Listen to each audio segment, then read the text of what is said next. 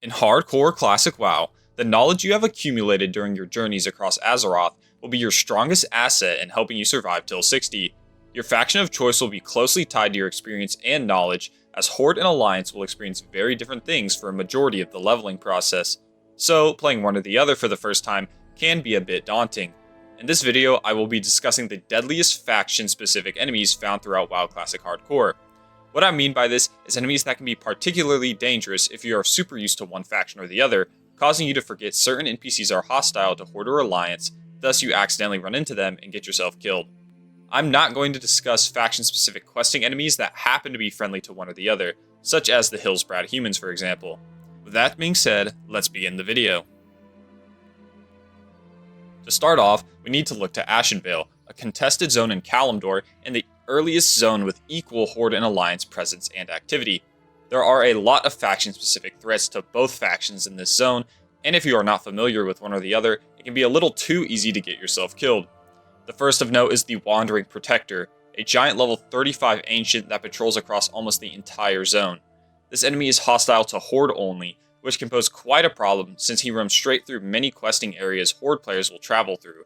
And if you don't know he exists at all, or if you play Alliance and are used to not having to worry about him, it can be easy to let him walk up to you and two-shot you with his level advantage.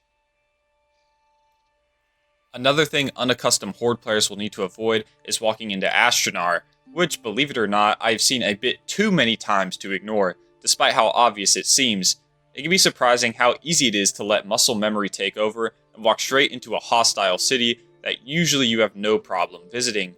Since Ashenvale is in the middle of the path between Splintertree Post and Zormgar Outpost, I can see how people not paying attention could easily walk too close on accident, so just always be mindful. Lastly, for Ashenvale, the Splintertree guards located by the path right outside of Splintertree Post deserve quite some caution from Alliance players. These guards are level 40 elites and are very scary since they are super close to the road, and you will probably aggro at least one guard if you don't veer off to the side. For this reason, these guards actually have a pretty high kill count, even for Ashenvale, which has a lot of dangerous enemies already.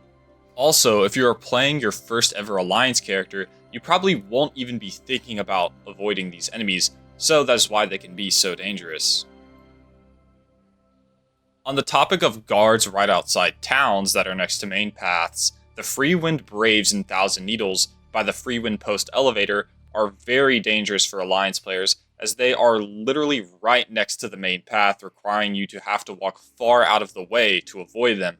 Since they are level 45 and have a larger aggro range than other enemies in Thousand Needles.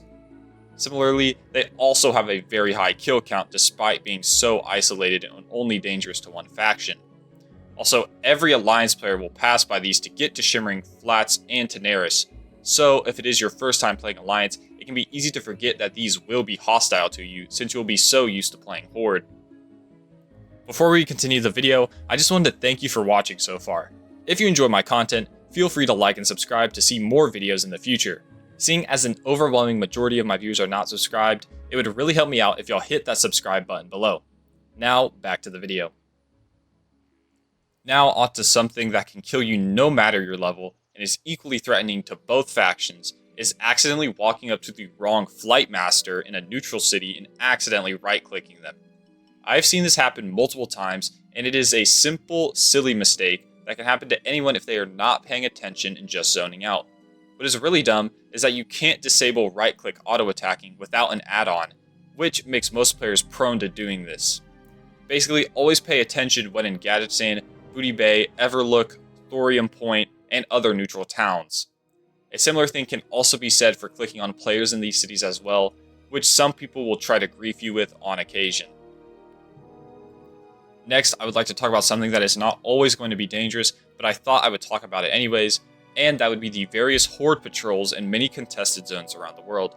Despite appearing as hostile, these enemies usually will not attack you as Alliance, but there has been multiple cases of these patrols being bugged and attacking players when they aren't supposed to, while also flagging them for PvP, which has its own set of problems. Some of the zones these patrols can be found in is Swamp of Sorrows, Stranglethorn Vale, Ashenvale, but most predominantly Desolus, where Rexar, champion of the Horde, patrols the entire zone from top to bottom. Rexar is particularly dangerous because he is a skull level elite that is basically a raid boss, and will pretty much one-shot almost anybody who dares to attack him. You can see how him being bugged and incidentally attacking players could cause quite a few casualties, especially if you think walking near him is going to be safe. For this reason, I highly recommend avoiding these patrols entirely, especially Rexar, because you can never be too safe. Now, for some patrols that are openly hostile, I would like to discuss the Alliance Lieutenant Valor Call and the Horde Patrol found in Arathi Highlands, that both walk along the main road. Both of these patrols are very dangerous for their respective opposing factions, since they both have many enemies, with the Horde having to deal with elites and the Alliance with 5 enemies in total. Walking into either of these while auto-running or looking at your map while on the main path can easily get you killed in seconds. Valor Call will patrol between Refuge Point and Stromgard, and the Undead will patrol from Hammerfall, where they will walk and inevitably meet Valor Call on the road and fight to their death. So Alliance players won't have to be as cautious since the Undead patrol is often dead, and is on the less traveled path for Alliance. Horde need to look out though, since they will likely see Valor Call a couple times on their way to Stromgard. Now for this video, I of course cannot forget the infamous Terran Mill and South Shore guards in Hillsbrad Foothills, perhaps the deadliest set of guards found in the game that usually kill a few players every day. The South Shore guards are a danger to Horde players who happen to wander a bit too close to South Shore, usually near the river to the east. They also are the reason that Helcular's Revenge quest is almost a guaranteed death sentence on hardcore, since there are multiple guards right by the graveyard you turn the quest in at. The Terran Mill guards are actually the deadliest enemy in Hillsbrad by a pretty good margin, and that is because they patrol right next to the main path that Alliance players will take every time to the Alterac Mountains from South Shore. They also are dotted around Terran Mill, so if Alliance players go too close, particularly on the east side by the river, it is very easy to die. Also note that the guards in this zone are level 55, despite Hillsbrad being much lower in level range, due to the history this zone has with World PvP, so odds are these guards will 1 or 2 shot most players with relative ease. Lastly, I would like to talk about the Horde run to the Badlands from Arathi, and the Alliance run to Thousand Needles and Gadget Sand from Ratchet, both of which can be pretty annoying if you don't have access to a summon, like when you are playing solo self-found.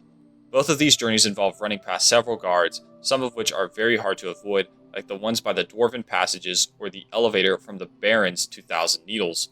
These guards will flag you for PvP, which can be scary if a high-level player is around and is feeling a bit evil, so it's a good idea to be cautious.